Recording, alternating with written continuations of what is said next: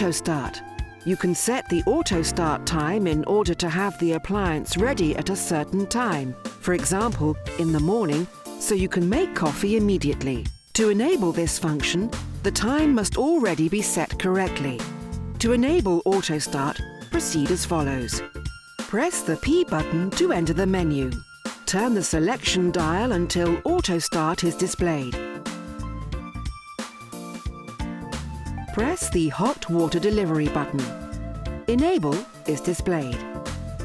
Press the Hot Water Delivery button to confirm. Turn the selection dial to choose the hours.